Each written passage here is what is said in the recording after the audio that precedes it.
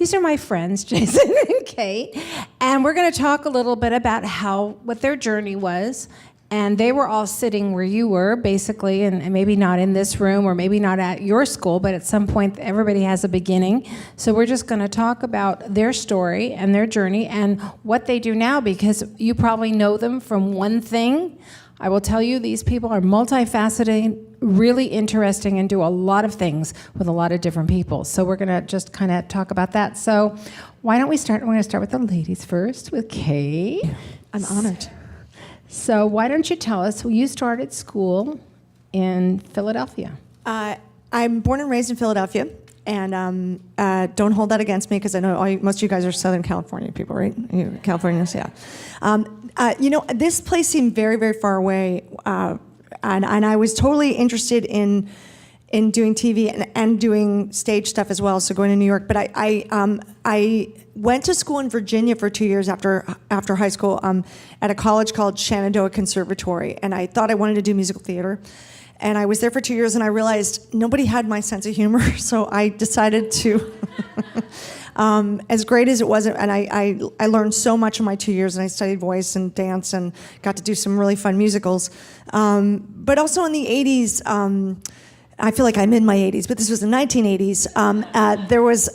It was just, musical theater was changing, and there weren't as many, like, what I call, like, the second banana women, the funny woman, and it was just changing, it was changing. So I transferred to the University of the Arts in Philadelphia, and that's where I eventually graduated from. And after I got out of there, I was trying to get into theater in, like, actually anywhere. I was going to New York all the time, and I was working in a children's theater and waitressing. But my aunt lived in Chicago, and she thought that Second City would be a good fit for me. So she invited me to come stay with her and check out Second City. And it was, and the day I walked in there, I was like, oh my God, this is where I want to be. So I auditioned for the training center and got in and saved money to move there. And then I eventually got to work for them and worked at another theater. I was in the touring company for quite a while, and it was just a great opportunity. It was really validating in many ways. And I was also doing a show with Jill Soloway, who created Transparent. She had we did this 2 shows actually together. One was the Real Life Brady Bunch. We were doing episodes of the Brady Bunch on stage. Andy Richter did it, Jane Lynch did it, Anna Gaster. There were so many people that have come up through the ranks that were part of that show. So that show took me on tour and eventually took me to New York and LA, my first time I was ever in LA, and because we got to do the show out here. And anyway, I will tell you, it sounds like it's this thing where you just got to do a show, but I was still waiting tables, I was still hustling. The money was not consistent, despite like some sense of prestige. Casting directors did see me more after I got in Second City, but that didn't mean that they were rushing to give me a job necessarily. So eventually, I did a year-long tour of the show, The Really Brady Bunch, and I ended up moving out here to do another show that didn't pay. It was just a stage show, and I was waiting tables, and I started my own comedy act because I just wanted some kind of control over kind of what just so I wasn't waiting for the phone to ring all the time. So I literally worked at a restaurant on Wilshire Boulevard in Beverly Hills called Kate Manalini. It closed 2 years ago, but like everybody came in there, old stars, young stars, new stars, basketball stars. It was everybody. It was just one of those. I used to say it was built on an ancient burial ground because it was so weird. Like you'd see weird combinations of stars in there at any time. Like Stevie Wonder would be there, and like some guy from some reality show. It was just the weirdest. It was the weirdest combo. Or like Billy Wilder used to come in, the old director from who did Some Like It Hot and Double Indemnity, all those great old movies. So anyway, I always had a flyer for my comedy act in my pocket at all times. And sometimes I would test for stuff, and I would wait on those people, the producers, like later that day. And and I will tell you, it was, some people will tell me, you shouldn't do that, you shouldn't be waiting tables, people won't take you seriously. But I do think that there's something to be said for being self-supporting. And there's no shame in that. And I feel like if you own it, so much of this job, I'm a late bloomer. I mean, I've been doing this for a long time, and I had some affirmations along the way. But I will tell you, like getting great reviews will keep you going, or, just like making people laugh, because that's one of the best things about comedy. It's a very quick roadmap to if you're on the right track. If people don't laugh, you're bombing. as opposed to doing drama, which like you can feel like I'm feeling this, I'm in it, and you might get a reviewer that'd be like, oh, no, I don't like where you're taking us, whatever it is. But I feel like the thing about comedy, such a gift to kind of get where you're, it's a quick response. So anyway, I did wait tables for a long time, and I actually kept my job for the first season of The Office. I auditioned for The Office and did not know like it was gonna. I mean, we had no idea. We just had these 5 episodes after the pilot that we got to do, and didn't even know if it was gonna last. Had no idea. So I kept my restaurant job, and so I covered my shifts during the week, and I still worked my Sunday brunch. And suddenly, like the producers would come in, the directors would come in, and they're like, "Oh, I didn't know." They didn't know, and and I was 40, and there's something about like being the 40-year-old waiter. Like I would say, like Steve Carell was the 40-year-old virgin. I was the 40-year-old waitress. But I felt like for whatever reason, like I just felt like that was what I needed to do. I did have some days where like I don't want to wait on certain people because I'm like, oh no, I don't want them to see me. And then I would just quickly just like take a deep breath. It's like, this is where I am. I'm on the planet. I'm doing my thing. If you're going to hold it against me, then I guess maybe we're not supposed to work together anyway.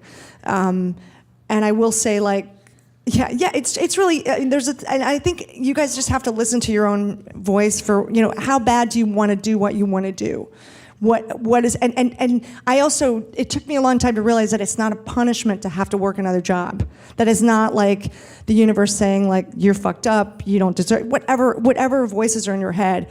Just whatever's getting you through and making you feel like you can do what you truly love. And if that requires 1 or 2 extra jobs, do not take that on. I mean, that's just part of this process. And even though I know that I'm like the poster child for the actor waitress, that whole phenomena, and it still exists. I mean, it is what it is. It's not for everybody. So you got to figure out what makes you tick and what makes you continue to follow your dreams. Because I do believe that we get this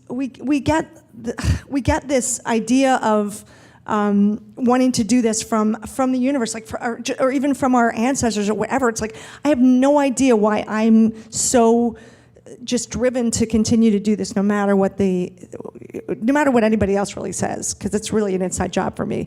And so, however you're feeling compelled, and whether it's like above, if you want to be an actor, or if you want to be a writer, or if you want to be on a crew. I met my boyfriend in The Office. He's a still photographer, the chief still photographer at NBC, and he's been there for 30 years. And he's been on a million sets. He was the main photographer for Will and Grace and Seinfeld and even the Golden Girls. He used to work for Johnny Carson.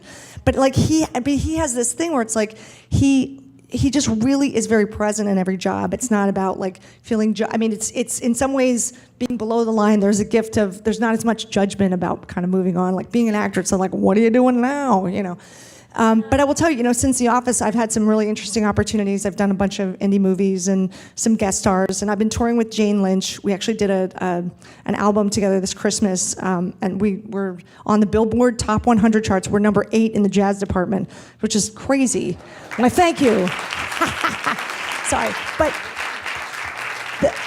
And the reason why I tell you, it's like that doesn't necessarily translate to me. It doesn't translate to anything. It is what it is. It's like a piece of my heart that I get to use when I'm on stage with that. And it doesn't matter what the money is. It doesn't matter what the outside looks like. It's really like, again, it's like an inside job. So, and it's all the stuff that I learned when I first got to college, because that was like this thing that just kept kind of living in me, even though I didn't stay. I didn't take the path that everybody took. But I just want to say, just please listen to your heart, follow your heart. And if there is negative people in your life, just keep them at bay. Don't talk to them right before you have an audition. Don't talk to them before you have a tough decision, because they might talk you out of it. Just like talk to them later. Anyway, I'm not making any sense, but you guys, I'm so rooting for everybody in this room, and I'm so lucky that I got my, any of my dreams come true, and they continue to happen. And it's so worth all the sacrifices. And I'm honored to be here. Thanks. Okay, that's okay. Working, Jason. How about you? You want to tell your brief journey, and then we'll get into some more questions. Yeah. Go ahead. Take as much time as you want. That meant I was way too long. Sorry. No, not at all. It was fantastic. I cheated. Is the short version. Look, I am from Virginia, I went to the University of Virginia. And I didn't discover acting until I went to college at the University of Virginia. My plan was to be a lawyer. My vice principal of my high school, his son had just become a Supreme Court justice in Virginia, and he passed away in my senior year. My vice principal did, and he and I were really tight because I was both like student council guy, captain of the track team, and the guy who breaks into the school at night to like lead the prank and is constantly getting detention. So he was like, I don't know what the hell to do with you, Jason. So he and I had a really special relationship. And when he passed, I got friendly with his son. And so the plan was to get decent grades at college, and his son was going to get me into law school. And I would come clerk for him and be a made man in the state of Virginia, be good, right? Solid. And then I took an acting class, and that all went to hell. Because, speaking to what you were talking about, Kate, it did something to me. I was alive in a way that I'd never really felt before. It made my brain fire, it made my heart beat, all those things that you want. It's like the first time you fall in love, the first time you have an orgasm, whatever. Can I say orgasm? Orgasm. Orgasm. And no, but no one's live Facebooking this, are they? No. Okay. That part you don't have to do on social media. If you are, it's ORGA. So very quickly, I was kind of shifting career paths, and I didn't know it. I was kind of already halfway, 3/4 down that road before I knew it, and I kind of realized law is not going to get it done for me, and it's about pursuing a thing that you are interested in,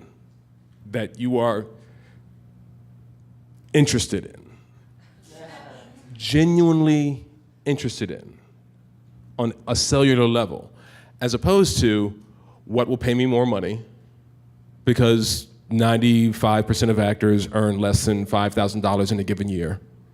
So that means 95% of actors in any given year are below the poverty line.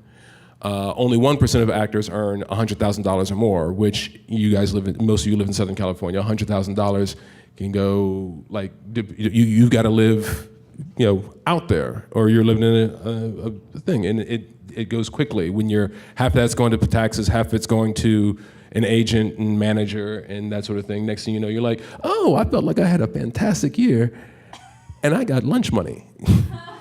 This is great. And so, which was interesting. That was one of the first lessons. It was my first job. I realized after all of that, I was earning less than my mom made as a teacher after years of experience, because I was paying so much out to the people who helped me. So if your goal is the result, you will be sorely disappointed most of the time. If you dig the journey, then you're going to have a good time. It's about the collaboration. It's about the people you meet along the way. Nobody dies on their death. No actor on their deathbed starts talking about, you know what I earned for that picture back in the day? You know how much money I earned over the course? They talk about the people they worked with, those crazy decisions where they were really proud of themselves because they stood their ground, they took the leap, they did whatever. So taking the leap, I went to graduate school to study acting, to get my Master of Fine Arts in Acting at Temple University in Philadelphia. And lived in Philadelphia. School, one of my really good friends from grad school is now he created the design program at the University of the Arts. He's still there now.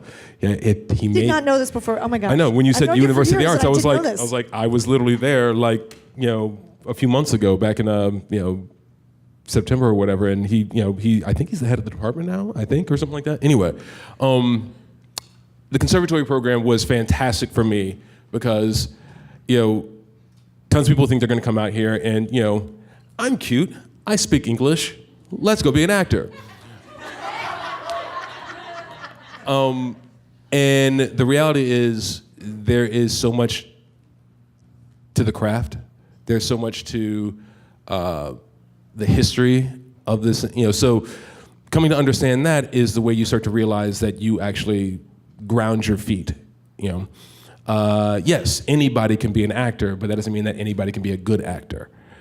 So education at the end of the day, and I have you have no idea how much love I have for you all, seeing the diversity in this room in college, because it's, wasn't always the case.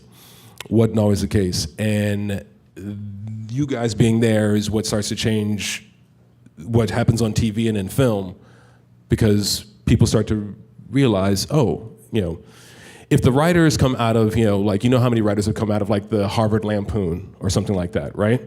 If their entire world is only young white guys, they don't think about women, they don't think about performers of color, they don't think about performers with disabilities, they don't think about any of those things.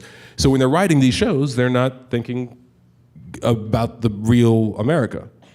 You guys showing up in college, at every college, at any college, starts to inform not only that world of that college, not only your world, but the people who end up creating stuff. You guys are going to end up creating stuff someday. So while I was in graduate school, had a great time. A little breakdown of how that kind of went. I'm a huge lover of education. My mother was a teacher. It's one of the reasons why, like, for me, she was president of the teachers union where I grew up, and it's one of the reasons why I got involved in the union, because when I tried to explain to her why her soon-to-be lawyer son was going to run off and join the circus, the knowledge that there was a union to back me up gave her a lot of peace. What are you going to do? Well, there's this thing called residuals, that if you do a job, eventually there might be another check coming in because that job's still airing someplace. Oh, okay. That's where I'm gonna get my health plan from. Oh, thank God. There's actually a pension and retirement plan, so even when I grow old, there's something waiting for me, when nobody wants to hire me anymore. All these things, give a foundation to what the actor does. So graduate school, a little sense of what that was like. Out here, there are you can piece together your own education. Every job you ever do is an education. College is a place where you go and people have sat down with other people and said, okay, tell me all your successes and mistakes. Let's call that down. Let me tell me all your success. And so you're getting the concentrated pill. It's like, like the Matrix, the red pill, the blue pill. Like this is, eat this and it's going to give you a sense of, and you're going to get like 20 years of experience in a heartbeat, as opposed to going out and getting your ass kicked for 20 years. You're still going to go out and get your ass kicked for 20 years. But hopefully, a lot of those things that come your way, you're like, they told me about this. I know how, I got you. I know how to do this. So I'd show up at school at 8 o'clock in the morning, Monday through Friday. It'd be 8 o'clock yoga, bioenergetics, vocal thing to like warm up your body, your voice, the whole 9 yards, because it really is your instrument. I guarantee you my voice is probably a solid octave higher when I was in college or something like that or whatever. It was a joke, you end up, but think about your voice when you wake up in the morning. And then think about your voice when you start getting energy. Next thing you know, it starts getting a little bit higher, and you're hanging out, and it stays up here. At theater, you want to have that most bass voice because babies can cry for hours and don't hurt their throat, right? So why do we adults do it? Because we're stressed. We're putting stress on it. You got to find a way to get relaxed into the thing. So 8 a.m., 9 to 5 classes. Stage combat. We're fighting with swords, beating each other up all day. Dance, singing. Not the greatest singer in the world, but I can hold my note in my section. A few different acting classes, voice and diction, where you're learning to do accents. You're learning the phonetic alphabet to break down speech so that you literally, not literally the alphabet, but literally the sounds that the human mouth is prepared to make. And with this alphabet, you can build up any language on the planet. There's a way to write out phonetically what, in Africans who have a click sound in their language, you can write that out. All these things exist. And I'm like, what? It's blowing my mind. So 9 to 5 class, 6 to 10 every night rehearsals for the main stage play that we're doing at the time. Saturdays, 10 a.m. to 6 p.m. rehearsals for the main stage play that we're doing at the time. Sunday and every night starting around 11 o'clock, that's when you rehearse the 5 scenes that you've got for those 9 to 5 classes. So literally sleep was not my friend. I didn't know anything about sleep. I didn't know anything about rest for several years. And you had maybe a week and a half, 2 weeks of where you weren't in a main stage production. A week between main stage 1 and 2, and another week between 2 and 3. Cut to first semester of my last year of grad school. Aaron Spelling was creating a new daytime soap opera, and he was doing contests in malls to find a fresh face. And everybody cut class, and we went, and King of Prussia Mall, King of Prussia Mall, and they knew us as the graduate students. So the other thing that comes from those education centers that you have, any group that you get in where is you begin to build circles, artistic circles. They exist throughout the rest of your life. You guys are going to stay in touch with some of the people in this room, and it will become a circle for you. I mean, and it will, you guys know the movies like, Alfonso Cuarón, Del Toro. They're called the Three Amigos of directors, and there's actually 4 of them, but because they let this other guy in. And then Almodovar is like off to the side a little bit, but they will not do a movie without checking in with the others. If you know your literature, they're like artistic circles of poets that are always checking in with each other, pushing each other, good-natured competition. That happens out of acting classes, that happens out of improv classes, that creates your network. She's connected, how many years do you end up stay connected with your people, right? My roommate in grad school is, my writing and producing partner. And we do stuff, those connections mean something, so hold on to them. It's not just the people you meet, it's the people you meet and what they think and push each other. That's the beauty of it. So our class went down to this thing. Long story short, they picked a man and a woman from each city. I went out and got lucky, and I ended up being the guy. They intended to hire somebody for like 4 or 5 lines and then send them home, but get all this publicity out of it. I had learned enough from being around professional actors in Philly to know when this was a publicity stunt, and that was a publicity stunt. But literally, right place, right time, lightning strikes. The producer of the show he has told me that he left the room to go to lunch, forgot something, came back in, he'd left the TV on, and there was a monitor was showing the contest, people doing the auditions in the contest. He wasn't even really watching us in the contest because they weren't intended to really hire. He's like, whoever we pick, we'll give them a little something to send them on their way. He came back in, and right place, right time, he saw me do my thing, and they were casting the one African-American male character on the show, same day. Day earlier, day later, I'm screwed. I'm the greatest waiter in Philadelphia. And I, ended up getting the gig, and it came out here, and went back and, gave a talk as my thesis to get the last 3 credits I needed to graduate officially from Temple University, so I still got my degree. That's jumping ahead past so much, and I knew how blessed I was at the time. But I also knew that means you gotta learn fast, because I haven't had a chance to, the boiled frogs theory? I got Cajun people in my family from Louisiana. French, if you want boiled frogs, you can't boil a pot of water and then drop the frog in it. He is painfully aware of how different that temperature is, from how that world is from the world he was in. Jumps out. You gotta put him in the water and bring the heat up. When you start at the bottom and work your way up, you're bringing the heat up. You're comfortable, you know what I mean? You don't have a ton of responsibilities and you're not much on you as you work your way up, and you have a solid footing all the way up. You get dropped in and suddenly you're the guy. You got nowhere to go but down because you don't know what the hell you're doing. So you got to make sure you pay attention to everybody you're working with. And I started to realize a lot of things about this business. And this is where it branches out from just being an actor. This is one of the industries where that is, as much smack has been talked about Hollywood, the truth is there's a beautiful democracy about it, based on the most American kind of democracy, of capitalism, I should put it. How hard are you willing to work? The assistant to the producer, the assistant to the casting director, the assistant to the agent. My mother-in-law was a secretary at World Bank. She started as a secretary at World Bank. She retired as secretary at World Bank. If you're the assistant to agent, manager, producer, director, you are being trained to become manager, agent, producer. And so people forget, they dump on the person that's sitting at the desk, and then cut to 3 weeks later when they run the studio. And I'm not kidding, it can turn that fast. Or the other way around. I mean, you talk about your situation, waiting on people that you're working for. Wentworth Miller talks about when he went in for Prison Break. Wentworth Miller's, he's Iceman on a CW show right now, or something like that. He was working as an intern or a PA at ABC or at Fox, and then he tested for that show, and they were like, "Why are you so familiar?" He's like, "Because I've been getting your coffee for the last 6 months, and cut to they hired him, and suddenly he is more important to them than that executive. And if that executive was an ass to him at some point in time, the star of that monster hit show is going to be like, yeah, this dude, I don't like him. So those are the things that you begin to learn. And so that's how I got started in the business. But again, the networking thing, the circles, that show was, soaps are a very difficult world to break out of. Aaron Spelling mostly does primetime.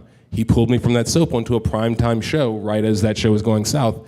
And this town, nobody wants to hire you for a job until they know you've done that job for somebody else. It's the catch-22 that always exists. Well, who's going to give me a shot? And your job is to prove to somebody, to convince them to invest in you. And it's some kind of investment, right? And we'll talk more about that later. I've been talking for a minute. But yeah, so it's pay attention, hold on to your people as you go through your journey, and enjoy the journey, I think is the biggest things I can say right off the top. That was great. Great.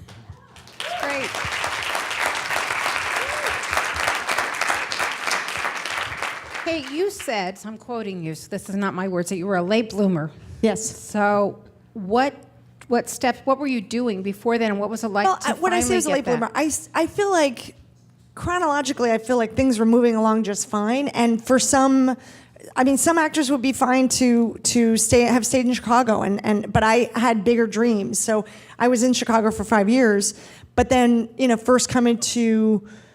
was in New York for 6 months, and then I came out here to do a play that ended up going back to New York. It didn't pay, but we had great reviews, and a lot of people saw it. It was, one of those things where you get a hunch. Sorry. Welcome, Jon Huertas. Thank you, Jon. Thanks, Jon, for being here.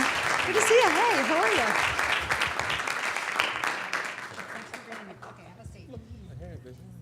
Sorry, I'm late. Fresh from the set. Thank you very much, Jon. That's Perfect why I have timing the here.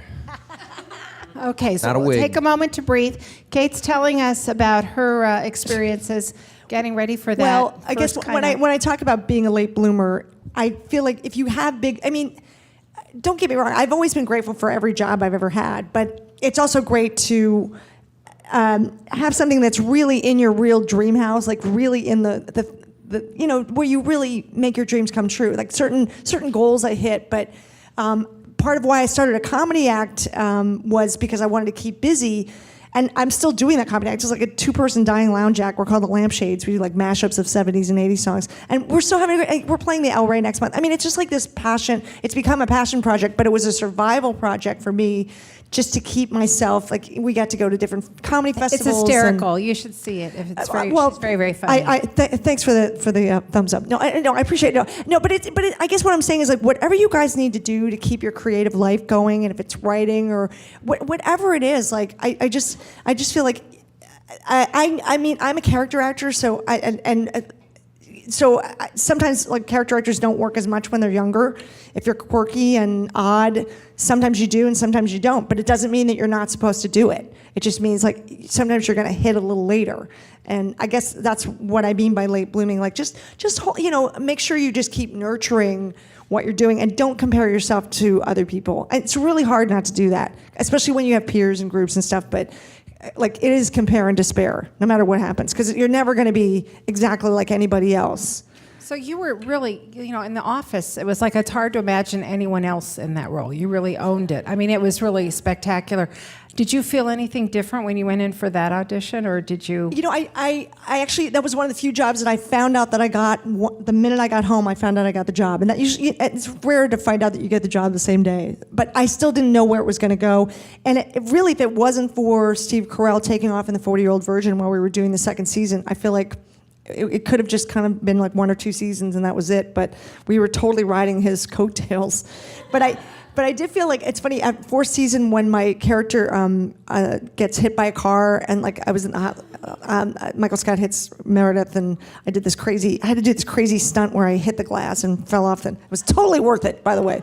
But I think I was on the Tonight Show the week that aired, and that was the first time I actually got to do a real talk show. And so there's little things that I guess that's what I mean about late blooming. it's just there's like things that I wasn't sure would be possible for me. I was still holding somewhere in my heart and trying to work as hard as I could for it, regardless of, I mean, if it never had happened, it was still a great job. I had a place to sit, my computer worked, I had the most comfortable wardrobe on TV. I don't know. Anyway, it was a good job. It's good to be the drunken floozy sometimes. I'm just going to tell you that. And you did so well. Jon, welcome. So glad you could be here. Thank you so much for making time. So we have a whole room full of college students from Cal State universities. You had kind of a different path right? Because you were in the Air Force before. I know with your education. I can't remember when that fit in. If it was before or after your education. I was in the Air Force, yes. But I went to college right out of high school. I got a partial scholarship because I was athletic. I had a football scholarship, but I wasn't that good, so they were only giving me a little bit of money. So I still had to work and to help pay for school, and I was working at the airport. But I also was having fun as a freshman and got into a little bit of trouble. And I'm not going to say I got kicked out of college. They just asked me not to come back in the fall. So I guess that's kind of like being kicked out. And I didn't know how I was going to pay for school because there's no more scholarship. I don't have the job at the airport anymore. So I joined the Air Force because they were paying for 75% of all state college and university tuitions if you kept a B+ average.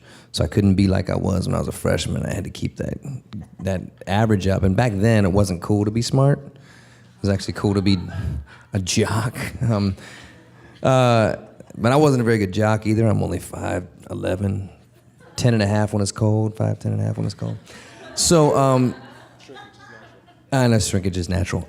So I went in the Air Force, and I thought, I only got 3 years of school left. I can do that in 4 years, and it ended up taking 8 years to finish. But I studied theater. And the guys that I was, serving with would actually come and watch whenever I was doing a play or whatever I was doing. Because I studied musical theater, so I sang, I danced, and I acted. So I would just take a handful of all that, throw it against the wall, and see what stuck.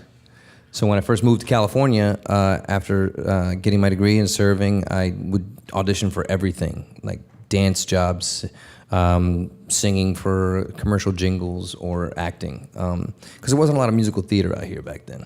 So I would just see what stuck, because I just wanted to entertain people. So that was my path to LA. And then once I got out here and I was doing all those different things, I did figure out that you need focus. There is a lot of stuff out there that you can do. I'm sure everybody has multiple talents, but you have to be successful in one thing will allow you to do the other things. So I had to focus. So I honed it in on being an actor first, and then it was about how do I make that happen? How do I make that work? And being prepared when you go into a room, because I came from sports, because I came from the military. You don't go into combat, you don't go into into the AO not being prepared with your team, and the same goes with sports. You play football, if you're, if that's so team sport, your team is important, being part of the team is important, but also the whole team being prepared. But also, if you're a wrestler and you're it's an individual sport, you have to be the best dude or the best girl or the best athlete when you get on the mat, when you step on the field. You need to be the best soldier to win. That's the same that goes for acting. If you're gonna go, I remember can I tell a story? Is that weird or cool or? So who knows who Esai Morales is? Yeah. I'm a big fan.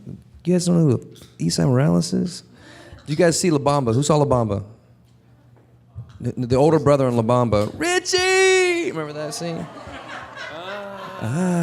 That's that. So he's Esai Morales is. I'm a huge fan of his. He did a movie with Sean Penn in the '70s called Bad Boy. Do you remember that? Yeah, Bad Boys. The original Bad Boys. And he's just amazing. He's Puerto Rican. I was like, oh, he's like me.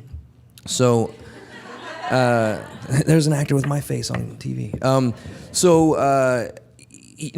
went to an audition. One of my first year out here. I got into an audition. I found an agent that was down to sign a development client, because not all agents will do that. They ask you for tape, all that stuff. But I had an agency that was like, "Do you want to read a monologue?" And I was like, "Cool," and I did. And they got me in the room for this pilot audition. And it was my first year out here, 1995, and. I sign in and there's Esai Morales' name, and then it's for the same character, like Luis, of course. Same character, right? And there's also another guy. He was on the original Fame series. His name is Jesse Borrego, and he was in this. You know Jesse? And he was in this movie called I Like It Like That, which is about Puerto Ricans in New York. Hey, they're like me, Boricua. Both of those guys were signed in for Luis, and then here comes me, first year out here. You know, military haircut still hadn't grown out yet, like yours and mine is now, and. I'm like, what am I doing here? I can't, it's fucking Esai Morales. It's Jesse Borrego. They're amazing. And I looked up to both of them. They were so good. I signed in anyway, and I just sat there and waited my turn. They called them in. They called the other guys in. I go in. I just, once it was time to cross the threshold, going into that room, am I allowed to use foul language? You already did. You already did. It just helps with the emphasis of what the point I'm trying to make. I just said, fuck it. Sometimes you have to just say, fuck it. So I went into the room. That's F-U-C for anybody who's... Yeah. O-R-G. This is being televised on PBS. You have to beep that part. Where's Tina? This is why I said let's not live Facebook. It's fine. Go ahead, good. John. Tell us what happened. So anyways, I go and audition, and I just walk out of there like, that was a throwaway audition. I had fun. As long as I have fun, I feel like I'm entertaining someone. That's what I wanted to do since I was a little kid. I just want to entertain people, whether it's on the screen, in this room, in any room. I just want to make fans, if you will. So the casting directors, I want to make them fans. If it's not the casting director, I want to make the casting associate a fan of mine. So one day maybe they'll go, hey, I know a guy that might be right for that. So that's kind of what I did. I said, fuck it, I'm going to go in and just make some fans of these people that are in here. I know I'm not going to get the job. Esai Morales is going to get it. I get a call that says, hey, the directors want to do a work session with you. And a work session is kind of what you do in television right before you're going to test for this show. You'll go in, you sit with the director, and it means you're one of the guys that they're looking at seriously for the job. And the director goes over the scenes with you. The writers are usually there, and they really try to prepare you to get the job. At that point, they're saying like it's you or Jason are both perfect for the job. They're either gonna go black or Latino. But we're gonna make sure that both of you are great when you go into the room because they have a reputation to keep. Don't bring us some bullshit. Make sure the actors are good. I sign in and it's me and two other dudes. Neither one of them was Esai Morales and Jesse Borrego. So there's like a level of confidence that I got from that I didn't have before because I was prepared. I went in saying, I'm just gonna show them what I can do, because I'm super prepared, like an athlete or a soldier should be, and I went and I did it. And I didn't get the job. You guys can say "aw" if you want. Aww. Thank you. I really wanted that job. But it did do something for me initially, early on in my career. It made me kind of just always decide to be ready. I go into an audition. I don't have my script. I don't have sides. I'm off book always. I'm going to show them exactly what they would get as if they had already hired me. I even go in and I'd start moving lights around and stuff, like lamps. Like, this shouldn't be here. I'm not lit very well. Anyway. Jason, you said you actually met Jon a long time ago. Did you say it out loud? Yeah, I didn't say when. I said a date back there. Oh, yeah? Oh, yeah, in the back I room. didn't say the date. Anybody here remember a show called Moesha? Moesha? I played Moesha's teacher that kind of got with her a little bit. Okay? We were in the dark room, kind of muckling a little. You know what I'm saying? You know Maybe what I'm saying? it wasn't as illegal what I'm back then. Yeah, I got it. That's what the kids are calling it. But and Jon was playing one of the students in the high school, right? Now here's the crazy part: we're like the same age. He played my teacher, And I'm like, how am I playing what? I'm actually older than him, I think. Are you? I don't know. We'll talk after. I'm older by like 12 years. Respect your elders. 65 years old. 65 Jon years old, Huertas. guys. But yeah, but you know, like I said, you collect people as you go along, and it's you know, you're running the circus, and you know, We've known Don't each be a other. douchebag. We've known each other Don't since don't be a 1998. douchebag. You might see you. Don't be a douchebag. You know, that's a real junk. It's actually really true. Oh, and, it's true. And if you think you're gonna like psych somebody out or like, I'm just saying, don't make. I mean, the enemy thing, trying to psych somebody. I mean, life is too short. Don't go there. I work for a woman named Shonda Rhimes. She has a rule, the no asshole rule. It's not a joke. I honestly tell you, like, if I ran for some public office, I've already been vetted because they called everybody who's ever known me before I did my first job for her to make sure that I was good people and a grown up and professional. And so by the time, so that we're good at that point. It's one of those things. Like, you know, this town, your reputation, you'll find in any industry in America, is the same thing as Hollywood, except Hollywood is on volume 12, right? If your boss is a jerk, in Hollywood, he's the asshole of all assholes. Or he's the saint. You know, everybody I've met who's ever worked for Tom Hanks or Will Smith would take a bullet for him and lay down in front of a train if he asked him to. Meryl Streep, same thing. You know, and then most of us, you know, the 95% of us are somewhere in between on any given day. But, you know, so not being a douchebag is a very important thing because your reputation follows you. And at the end of the day, this whole town is about a vibe and a word of mouth, because even though it's become a business, it's a business based off of an art form, right? And so at the end of the day, people are putting out there things that they care about. Somebody's putting out there something that they have emotions about, that they dreamed about, that they're trying to say something. Yeah, a lot of times it just becomes about money. But even when it's just about money, there's a little element of this thing where they're like, you know what, can we say something cool with the, you know, so how about, yes, it's just about, you know, a hospital. But let's put as many different faces in it so that people see America in it. Nobody's gonna notice, but we're just gonna do it. You know, sneak attack, and next thing you know, America doesn't blink and everybody loves it and it's all good. You know, 24, how about we make the president black? Shh, just go with it. Go with me on this. And you know, America didn't trip out and be like, that's not believable. You know, and Morgan Freeman's played the president like, you know, a bunch of different times, and then Barack Obama, you know? I mean, you know, there have been many academics who have postulated about if America hadn't already done the test version, you know, the inoculation via, you know, film and television, would they have been ready for that, you know? So Cell phones. Yeah. Right. Cell phones are from the communicator from Star Trek. That's exactly it. You know what I mean? But sorry. The iWatch, like So- Dick Tracy, baby. Dick Tracy. John, I know you're also, John, you're a singer as well. Yes. Are you still, are you professionally singing? Are you doing that as well right now? I mean, I'm still focused on being an actor, but you know, my partner and I from the last show I was on, we wrote like an album, but it's like tongue in cheek, kind of funny. So we put that on iTunes. We are going to. We released one single. We're gonna put the rest on iTunes and make funny videos, because you know with technology you can do that now. You can actually, realize some of the other kind of aspirations and dreams and hobbies that you have. And I would call it a hobby. I mean, if they called me up to do like La La Land 2, I would do it. Right. But again, talking about like not looking for the results, he's not doing it because he's like, I'm gonna make a gang of cash off this thing. It's like, this is something I'm interested. Something I dig. Right. What was the movie Magnolia?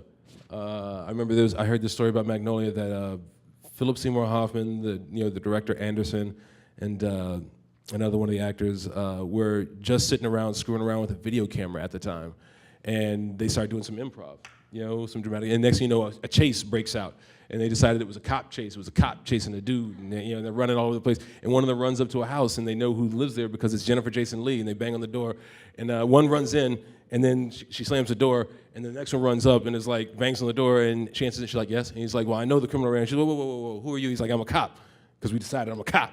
And she's like, what's your name? He's like, and he comes up with a name, and he says the name. That became the name of his character, the basic kind of feel of the storyline, their relationship between him and Jennifer Jason Leigh in the movie Magnolia. They're just screwing around, but it became a thing because they realized we got something here. Facebook, greatest line from that movie, the social network is, well, what are we gonna do with this? I don't know, but right now it's cool. You know what I mean? You can become wealthy off of something that you are interested in, that you're like, I'm pursuing this thing, what are you gonna do with it? Don't know yet, but it's cool, I got that impression, Kate, from your and Jane Lynch's show. I don't know, is anybody here? I saw Jane Lynch does a one-woman show. Kate is brilliant in it, as there was. But I got the impression that like maybe you came up with this like at a pajama party girls' night like 20 years Jane ago. and I, we sang at a bunch of benefits together. I was actually Jane's understudy like 25 years ago in Chicago. First time I ever went to Second City, she was on stage, which is so crazy. And someone asked her right after, when Glee was ending, someone asked her to do an act, and she didn't have one, but we had just sung at a benefit, and she goes, do you want to do that thing? So I was like, sure. So I'm like literally her sidekick and like the old school vibe of that, but so she's kind of like the master, and I'm like the sheepdog that just kind of comes in and messes things up. We have this great band, and but it is completely a labor of love. But this past summer we got to perform at the Kennedy Center, and we did like a 22-day tour over like 9 cities. It was insane. It was like, and we did this Christmas album that, it was like, you kind of think like, who gives a shit about, but people love Christmas, and it's like, because we love Christmas. You don't realize like even who you're talking to, you don't, but it's one of those things where if you can follow your bliss, I don't know, you guys, you guys are so, I mean, you came here, you're on your winter break. You're not just like laying on your mom's couch watching TV, getting hot. I mean, whatever. It's kind of awesome. Like seriously, you guys are hungry. Showing up is 90% of it every time. Always. Showing up is 90%. If I didn't go to that Absolutely. mall, it'd be a wrap. Absolutely. Do you remember, John, what was your first like big job? I mean, obviously you have much success recently with Castle and now This Is Us, but do you remember what your first? I mean, my first paying job is my first big job in my mind, my heart. The first time you actually get a paycheck. So that was like a theater. I did a tour. Wow, it was loud that last. But I think I wanted to be a TV film actor since I was a little kid. So I think my first TV job was probably JAG, and I kind of stacked the audition against the other guys because I just got out of the military. So I showed up, but I won't recommend this. But I showed up wearing all my like military gear, like on my uniform. I looked like a fool, really, in the hallway. I showed up. I even walked in at attention, stood in front of the director and casting people, and they were like, I think they were a little scared of me. But I did the scene, and I guess it's what they were looking for, and I got the job. And that's my second job. Wait a minute, I forgot about my first job because I tried to erase it because it was horrible. It was a horrible MOW, but I met a guy whose mom ended up being my first agent, because you need your first agent, right, to really get into the room. I did a job called, it was in a movie of the week for ABC called Spring Fling. And I had moved, so watch out for this. I'm gonna tell you about this scam. You guys have probably heard of it or seen it or been warned about it. But like I got scanned by one of those commercials that come on the radio. Come audition this Saturday and see if you have what it takes to make it in Hollywood. Open audition, open call, you go in, there's like 2,000 other people, and you're like, wow, this is gonna take all day. And you go in, you audition, you read the copy they give you, and then they tell you, man, we think you have what it takes. We're gonna sign you up with some amazing classes. We're gonna set you up with a professional photographer, and we're gonna get you started, and we're gonna get you working in Hollywood. And they told all 2,000 people that shit. I show up and I'm in class, I'm in a bad class, I got bad pictures, and they took like $3,000 from me. It was a lot of money. And I didn't have a lot of money coming out here, right? So I call up I had an agent in Texas. That agent, I said, hey, I just got ripped off, I don't know what to do. And she said, we'll call some people that we know. So they called ABC Casting and said, hey, do you have anything? Our client just relocated there. He'd love to come and audition. They said, if he wants to come audition for this thing, tell him to come on through. I go and audition, and I end up getting it. Like I found out the next day I got it. Some very, very small part in a movie of the week. All these kids that had, like the older brother on Wonder Years, Jason Hervey. He was in the movie. That a bunch of other people you guys wouldn't know. The kid from the Brady Bunch movie played Greg and stuff. But Jason Hervey grew up in Hollywood, like acting, and that's what I wanted when I was a kid. I wanted to grow up in Hollywood acting, but I didn't get that opportunity. So I went in the military, all this stuff, and Jason had never met some guy who had been in the military. He's this kid that grew up in a rich neighborhood in LA acting. And so he would pick my brain about what was it like to be in the military, and I would pick his brain about what was it like to be in Hollywood. And then we'd do a scene, and he'd say, "Hey man, you're pretty good. Who's your agent?" I said, "Kim Dawson Agency." "Who the fuck is that?" Because he knew every agency in town, and he was already like a mover and a shaker at like 21 years old. And I said, "It's Kim Dawson. They're in Texas, Dallas. You haven't heard of her?" "No, you need an agent here." "I know I do." He said, "You got to meet my mom." I go, "Why? We going on a date? What's up? Why don't you meet your mom, man? What's wrong with you? Hold up, man." So he said, "No, my mom's an agent." And I was like, "Really?" He goes, "Yeah, my mom's an agent. She's got a partner named Pam Grimes. The agency's called Herbie Grimes. It's still in existence today. You guys look them up. And they're actually pretty open to seeing new people. And they got me in so many rooms. All you have to do is get in the room, right? Get in the room and show them how good you are. They get you in the room, you get the job. They don't get you the job. So they would get me in the room, and I would sometimes get the job. And I got the job JAG through them. And I got some other jobs. And that was my experience my first year. It was, so MOW, Spring Fling, don't look it up, it sucks. That's the movie I was in. You know, you talk about working with an agent. I wonder if all of you can kind of comment, how do you get an agent, and what do you look for? And, you know, because I'm sure a lot of people are wondering, you know, how do you go about it? And what kind of things are you looking for? What should you be careful of? Well, I mean, doing like live shows was really the way that I came about, but also doing comedy is very specific. Like I said, it's a very specific world. You can get in, like you can do stand up. I mean, I still do a comedy act, but we're like characters. So like you can really make up your own thing, really. I mean, it's just, and sometimes you know, the great thing about that is that you're the writer, you're the director, you're the editor, you're the star. You know, if you do in 10 minutes in a stand-up show, and sometimes they have showcases where, you know, there are agents there, but you know, I mean, even doing any live theater, because there's like people like, if the show gets a buzz, then usually if you do it out here, then reps will come and you know, look for new talent. But I do think that if there's any red flag, you have to, I mean, luckily there's the internet. You can check anybody out immediately if they're, you know, back in the old days it was like, ugh, you found out the hard way, right? But you guys have an advantage in that respect. You can really get someone's reputation, and sometimes like you think you want someone else's agent. Sometimes you just need to have your person, the person that really believes in you. And even if they're not the biggest name, you don't want to be stuck on the shelf with an ICM when really what you need is someone who's really hungry and believes in you and is going to remind you why you're doing this, and not make you feel like you're in a relationship with a bad boyfriend where you keep calling like, hey, and they're like, hey, and it's like a weird thing, but it's that whoever your agent is should be really on your side. And even if not, I mean, you know, it's, and I think being persistent and pleasant, not being too pissy. I mean, you can send mail stuff out and invite people to your stuff, or invite people to watch your stuff, because now you guys, you know, you can send them film or whatever, send them a link.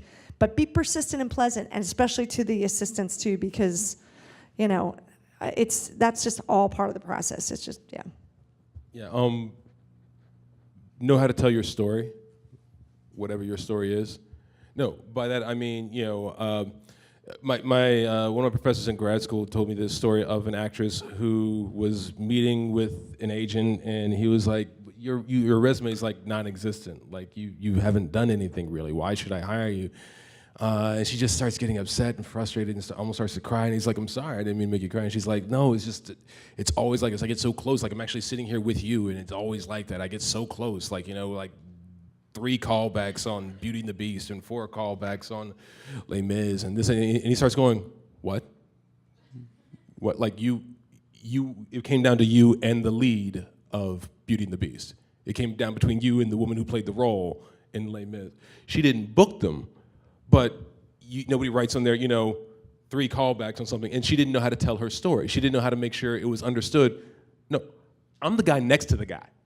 Like, you need to get with me because very soon, shortly, like clock it, I'm gonna be the guy. And when he heard that, he realized that he had something worthwhile sitting in front of him because it slipped out, as opposed to her knowing how to tell her story and put it out there. You know, telling your story doesn't mean bragging. It doesn't mean like, you know, every time you're at a party trying to like work the angle and trying to, you know, hey, you know. But it does mean that when somebody asks you, knowing how to, in a concise, brief manner, tell what you're about. Say what you're here for. Say what you've done. and say the accomplishments, and knowing what are accomplishments. Any callback for a gig is an accomplishment. You finished a web series, you produce a web series, you write a play, you write a web series. That is an accomplishment. And you've got to know how to utilize that properly. You got to know how to tell your story and who you're telling it to. That's what, when people forget that, they flounder. But when, there are people who have very little story to tell, but they know how to tell the hell out of it, and they can, and they get their way, and they get further along because so it's one of those things. In terms of getting the agent thing, I think that knowing how to tell your story. Every job you book or do, if you're a creator, if you're a director, producer, writer, whatever, every job you do has an opportunity for up to 3 mailings to the people that you want to be working with. Hey, I booked this job. I'm bookable. I'm the kind of person who, if you get me into casting directors' rooms, I will make you look good, right? The invitation. Hey, come see my play. Check out me on my guest spot on this show. It's a crappy MOW, but I'm spectacular in it. Check out our thing on YouTube drops today. And then the third thing, which is ideally results. Hey, our thing on YouTube got 100,000 hits, got 500,000 hits. The show I did, got these reviews. The play got these reviews. This, that, and the other thing. Those sorts of things. You need to be mailing that out to the same people, nonstop. I'm talking about from an actor thing, and that can be in an email form, it can be in snail mail form, whatever you feel like. And the reality is, you will mail out hundreds, thousands of stuff. You will reach out to so many people, and nobody will care. And you got to be okay with that. I was on a show. I was doing that soap opera. I'd been nominated for a Daytime Emmy Award. I was, I was co-hosting the Daytime Emmy Awards. I mailed out 120 mailers because I was looking to switch representation or pick up a manager or something like that. And I was like, watch this, phone's gonna blow up. It's gonna be great. It's gonna be great. It's gonna be great. I got one response. One. And that response came The right one? into that degree.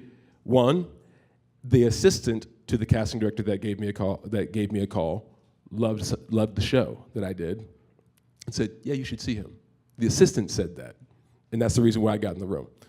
I get in the room, and we're talking, and there's no audition or anything like that, so it's just a general. Let's just talk smack. Who are you? And one thing I've learned from being my mother's son, I'm gonna tell you my story. I know how to break it down and make it sound like I walk on fucking water. I don't. I do not anywhere remotely, but I sink very quickly. But I will make it sound fly, you know what I mean? And, but I also, can say it in a way that sounds humble. So I'm talking to her and everything like that, and she's like, oh. And here's the thing that I've since figured out how to kind of codify it, but at the time I didn't have it this broken down. I just kind of didn't screw it up. Everything's an exchange of some kind. Everything's a transaction. There are like 5 currencies in this town, in any industry, but there's like 5 currencies. There's real money, cash. There's contacts. Can you put me in touch with so-and-so? That's a huge thing. The Rolodex that somebody has, the greatest industry right now in the internet is the exchange of information. If I can get somebody who sells whatever, your home number and your home address, they will pay me money for getting them to you. If you fit the profile of the people they're trying to sell to. Contacts is the world. So that's what the agent has. They have the contacts, right? And the producer has, we're gonna change cash. I'm gonna give them cash and my creativity, which is the other one, right? Everybody wants to hang out with the artist, right? Jean-Michel Basquiat was broke as hell. Everybody wanted to hang out with dude. Everybody wanted to hang out with dude, right? Because he's a creative. Patrons of the arts want to hang out with the creatives. And then it's current information. If they're like, well, I was gonna, well, we don't have to really worry about it because that show's going on. We can't cast John because John's on that show. Actually, John just left that show. He's free. You should be the first one to call him and snatch him up before he ends up getting another gig because you got a shot at him. Oh, that's good to know. That's not knowledge out in the rest of the world. I know assistants who got hugely far in their career because they were known as the person who could get you information or get you that thing. That script that is printed in red ink on red paper that nobody is, you have to drive to the place and read it there, like, like Rogue One or whatever. He's the guy who will get you that. That dude blew up and had a great career as a manager very quickly because he's that guy. And then, and so those things, you exchange them. I'm gonna give you my creativity, and when I book jobs, I'll give you some of my cash. You give me your current information and your contacts, right? That's the exchange that you and an agent make. I'm gonna hook you up. So you gotta show them that that creativity bank actually has something in it. Like, I got 3 callbacks on Les Mis. I got 2 callbacks on whatever. I was the person next to the person next to the person. When you can show them that, that's like getting a glimpse in, if you're gonna meet with an agent rolls up in a hoopty, this is wrong, and it's judgmental, but if they drove up in a busted ass car, part of you goes, you're the high-powered agent? That's the reason why agents drive, douchey cars, is because they want you to know, I make money for my people. 10% of my people's checks bought me this. You want me to represent you, because you get 90% of that. You want me in your corner. That's why they do it, as a hallmark. That, and they're oftentimes douchey people, but that's a whole other thing. And you got to find some way to show them, I've got stuff in the bank. You see the play that they're doing. You see them doing something that has nothing, they catch a YouTube clip that you did, and suddenly it's like, oh, who's that, right? You've got to give them a glimpse into what's going on back there, and if they didn't see it, you've got to know how to tell the story to get it there. So that's a huge piece of it as well. But sending those mailings out as many times as you can, and it will go nowhere until it does. And you only need one, right? And if you get frustrated, I can't tell you how many friends I know who've quit the industry 3-4 times. And every time I'm like, okay, you quit. I got you. No, I got you. You quit. They're like, no, seriously, man, I'm done. I'm like, no, I got you. Phone rings next week and you got an audition. Do you go? Fuck you, man. That's how it goes. That's, because it's something that you gotta do, but it gets frustrating, and you gotta know that up front, that this entire business, whatever part of it you're in, will be ridiculously frustrating. And you've gotta find a weird, crazy way to even enjoy that. Because those hard times will be the greatest story that you tell in front of a bunch of college students someday about how you were waiting tables on the people that were hiring you as a television series regular.